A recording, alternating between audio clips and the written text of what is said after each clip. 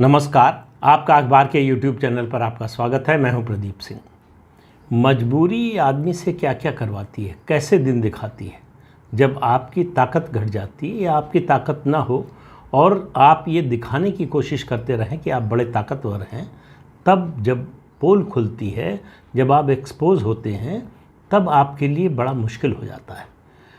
उद्धव ठाकरे महाराष्ट्र के पूर्व मुख्यमंत्री और शिवसेना के एक गुट के नेता, बल्कि आप कहना चाहिए जो इलेक्शन कमीशन ने नाम दिया है उद्धव बाला साहब ठाकरे शिवसेना, तो उस गुट के नेता हैं।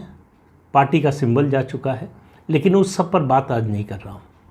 मैं बात कर रहा हूँ कि उनकी मजबूरी देखिए किस तरह से। जब आप अपने पिता के सबसे बड़े दुश्मन, पहले दुश्मनों से हाथ मिलाया, सबसे बड़े दुश्मन बल्कि कहें सबसे बड़े धोखेबाज से की प्रशंसा करने लगते हैं, तो उससे पता चलता है कि आप कहाँ पहुँच गए, कहाँ से चले थे और कहाँ पहुँच गए।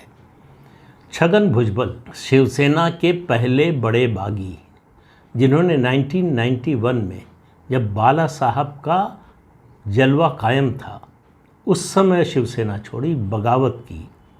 और जो लोग मुंबई में रहे हैं या मुंबई के बाहर भी, जिन लोगों ने उन दिनों की खबरों पर गौर किया होगा, उन दिनों की खबरें पढ़ी होंगी, उनको पता होगा कि छगन भुजबल की बगावत के बाद मुंबई में क्या माहौल था।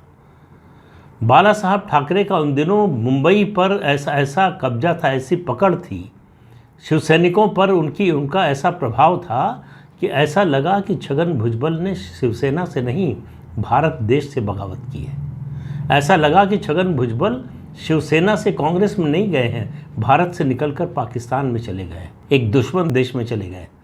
और ये मामूली बात है, लोग पार्टियों से निकलकर दूसरी पार्टी में जाते हैं, लेकिन शिवसेना से छगन भुजबल का निकलना, वो छगन भुजबल जिनको शिवसेना ने, बाला साहब ठाकरे ने खड़ा किया। मुंबई के भायखला इलाके में छगन भुजबल सब्जी बेचने का काम करते थे, वहाँ से शिवसेना में आए, कॉरपोरेटर बने, विधायक बने, मंत्री बने और उसके बाद कांग्रेस में चले गए तो वहाँ फिर डिप्टी सीएम बने। पिछड़ी जाति से आते हैं। बाला साहब ठाकरे के बड़े करीबी नेताओं में थे, बड़े कट्टर शिव सैनिक थे। शिवसेना में जब थे तो उनका बोलबाला था। वो छगन भुजबल जब छोड़कर शिवसेना को गए तब मुंबई में ये हालत हो गई थी कि छगन भुजबल घर से बाहर निकलने में भी डरते थे। कोई भी बगावत हो शिवसेना में, जो जितनी भी बगावतें हुई, छगन भुजबल गए, उसके बाद नारायण राणे गए, राज ठाकरे गए, इन सब के जाने पर जो माहौल बना, देखिए फ़र्क क्या है उद्धव ठाकरे और बाला साहब ठाकरे के समय में। बाला साहब ठाकरे के समय भी बगावत हुई, ऐसा नहीं कि बगावत नहीं हुई, बड़े नेता छोड़कर गए। नारायण राणे मुख्यमंत्री रह चुके थे, वो छोड़कर गए। छगन भुजबल का जिक्र किया ही मैंने। उसके अलावा राज ठाकरे, उनके भतीजे, जो उनके एक तरह से राजनीतिक वारिस पहले समझे जा रहे थे, जब उन्होंने उद्धव ठाकरे को कमान सौंपी तब उन्होंने बगावत की। इन तीनों बड़ी बगावतों के समय बाला साहब ठाकरे ने खुद आगे बढ़कर मोर्चा संभाला। उनका जो सूचना तंत्र था उसका कोई जवाब नहीं था। उनके सूचना तंत्र में उनके केवल करीबी लोग नहीं थे, उसके बाहर जिनके बारे में लोगों के इम्प्रेशन नहीं था कि उनके करीबी हो सकते हैं, उनसे भी सूचनाएं लेते रहते थे। उनको मालूम था कि जब छगन भुजबल ने बगावत की तो कौन कौन उनके साथ जा सकता है। उन सब से बातचीत की, उनके यहाँ लोग भेजे और उनको केवल इतना ही नहीं कि मनाया बल्कि धमकाया भी। और यही काम हुआ जब राज ठाकरे ने छोड़ा, नारायण राणे ने छोड़ा। राज ठाकरे तो घर के व्यक्ति थे, बहुत से लोग थे शिवसेना में, बल्कि कहें कि काफ़ी लोग थे जो उद्धव की तुलना में राज ठाकरे को ज़्यादा पसंद करते थे। राज ठाकरे के थे, उनके साथ थे, उनके एक तरह से फॉलोवर थे जब तक वो शिवसेना में थे। लेकिन जैसे ही उन्होंने शिवसेना छोड़ी, यानी बाला साहब ठाकरे को छोड़ा, वैसे ही उन लोगों ने किनारा कर लिया। उनमें से कोई उनके साथ, राज ठाकरे के साथ जाने को तैयार नहीं हुआ। इसी में धोखा खा गए राज ठाकरे।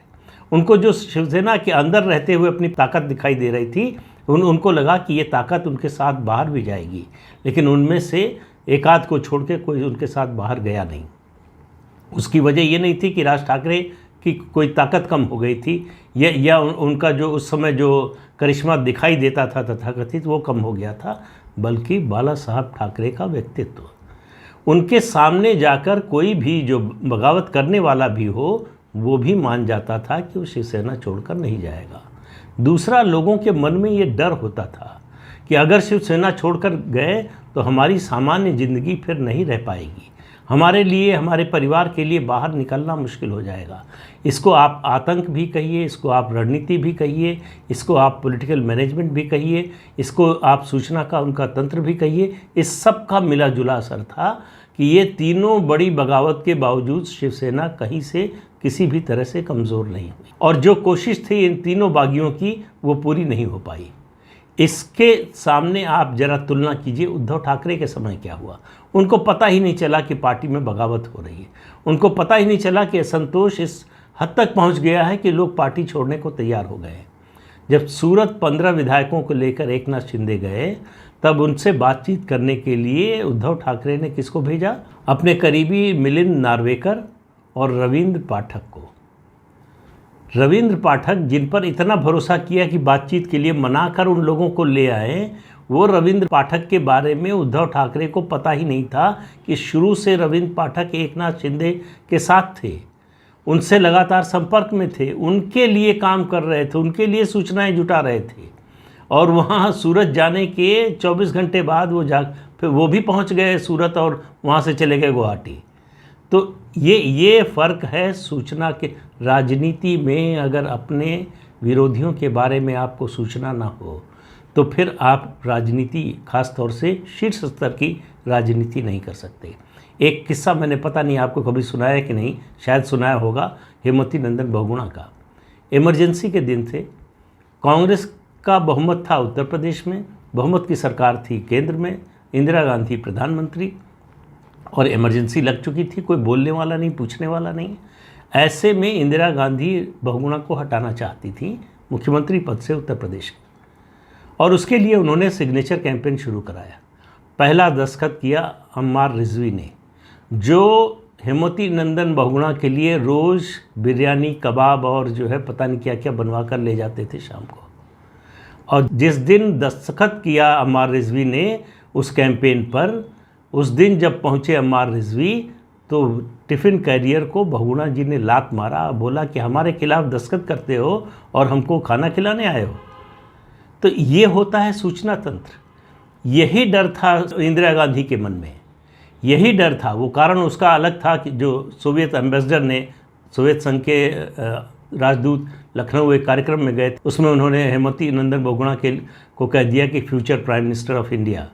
बस वहीं से बहुगुणा जी का पत्ता कट गया। तो ये सूचना तंत्र का जो है, ये नेता के पास अगर नहीं है, नीचे ग्राउंड लेवल से अगर वो जुड़ा हुआ नहीं है। बाला साहब ठाकरे अपने कार्यकर्ताओं को नाम से, चेहरे से पहचानते थे। उद्धव ठाकरे के बारे में आप ये बात नहीं कह सकते। ये चर्चा मैंने शुरू क्यों की?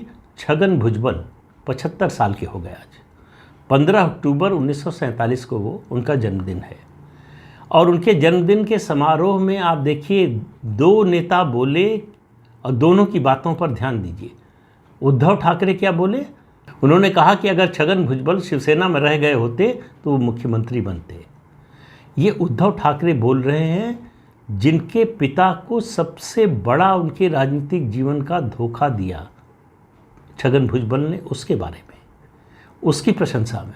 और शरद पवार और उनके भतीजे अजीत पवार दोनों ने एक ही बात कही। क्या कहा? उन्होंने कहा कि अगर उद्धव ठाकरे ने जब बगावत हो रही थी शिवसेना में छगन भुजबल की मदद ली होती, उनकी सलाह ली होती, तो आज भी मुख्यमंत्री होते। मतलब शिवसैनिक जिन्होंने बगावत की, जो उद्धव ठाकरे को छोड़कर गए, वो उद्धव ठाकरे की बात नहीं, छगन भुजबल की बात मान सकते थे। छगन भुजबल जो 1991 में शिवसेना छोड़कर चले गए, इससे बड़ा नो कॉन्फिडेंस उनके साथियों का, उद्धव ठाकरे का साथियों का उनके नेतृत्व में और क्या हो सकता है। वो कह रहे हैं कि आप तो नाकारा हैं, आपके बस का तो था नहीं, आपको मुख्यमंत्री बने रहना था तो छगन भुजबल की सेवाएं लेनी चाहिए थी।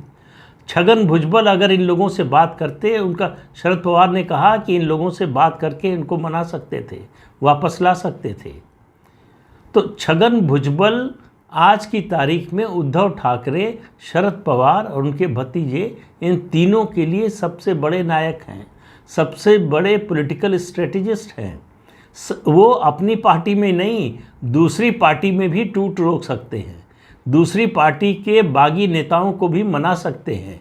ये ताकत है छगन भुजबल की, जिनके खिलाफ ईडी का केस भी चल रहा है। 20 करोड़ की संपत्ति 2017 में उनकी जब्त भी हो चुकी है। डिप्टी सीएम से उनको इस्तीफ़ा देना पड़ा था जब जी टीवी के मराठी चैनल अल्फ़ा जी के दफ्तर पर उनके समर्थकों ने हमला किया था, क्योंकि जी अल्फ़ा पर उनका कोई कैरिकेचर चला था इसके विरोध में। तो इस तरह के लोग, जिनके बारे में कहा जाता है कि नासिक जो शांतिप्रिय जिला था, उसमें कानून व्यवस्था की स्थिति को ख़त्म करने में सबसे बड़ी भूमिका छगन भुजबल की थी, ऐसे व्यक्ति की प्रशंसा कर रहे हैं उद्धव ठाकरे। शरद पवार कर रहे हैं, समझ में आता है, उनकी पार्टी के नेता हैं, उनकी पार्टी के साथ रहे हैं। कांग्रेस में आए 1991 में, और 99 में जब शरद पवार कांग्रेस से निकले तो उनके साथ एनसीपी में आ गए। तो एनसीपी के नेता हैं, तो इसलिए शरद पवार प्रशंसा करें, समझ में आता है। तो शरद पवार ने इस एक बयान के जरिए उद्धव ठाकरे को बता दिया है कि तुम में नेतृत्व का गुण नहीं है, नेतृत्व की क्षमता नहीं है, तुम्हारे बस का नहीं है पार्टी को चलाना, पार्टी को बचा कर रखना और उसको आगे बढ़ाना। तुमको ज़रूरत है छगन भुजबल जैसे नेताओं की, अगर पार्टी को बचाना है, चलाना है। तो लेकिन उद्धव ठाकरे को ये बात समझ में नहीं आई। अगर उनको ज़रा भी पॉलिटिकल सेंस होती तो समझ लेते कि ये छगन भुजबल की प्रशंसा नहीं, ये उनकी आलोचना है, उनकी निंदा है। उनको बताया जा रहा है कि तुम्हारी कमी क्या है, उनको बताया जा रहा है कि तुम इस लायक नहीं हो कि अपनी पार्टी को बचा कर रख सको। तो दो उदाहरण हो गए। एक, उद्धव ठाकरे के पिता बाला साहब ठाकरे के समय जो बगावत हुई, उन्होंने कैसे हैंडल किया, उसकी तुलना होती है तो उद्धव ठाकरे कहीं नहीं ठहरते। और अब जो हुआ उसके बारे में ये कहना कि छगन भुजबल इसको रोक सकते थे, ये उद्धव ठाकरे के खिलाफ इससे बड़ा नो कॉन्फिडेंस और कोई हो नहीं सकता है। लेकिन उद्धव ठाकरे पर कुछ व्याप्ता नहीं है, उनको कुछ समझ में नहीं आता है। तो इसलिए कहता हूँ, बार बार कहता हूँ कि उद्धव ठाकरे के बुरे दिन आए नहीं हैं, अभी आना शुरू हुए हैं, अभी और बुरे दिन आने वाले हैं। तो देखते रहिए। तो आज के अंक में इतना ही, अगले अंक में फिर मिलेंगे किसी नए मुद्दे के साथ। तब तक के लिए अनुमति दीजिए। आपसे अनुरोध है कि चैनल देखिए, शेयर कीजिए, लाइक कीजिए और सब्सक्राइब ज़रूर कीजिए। नमस्कार।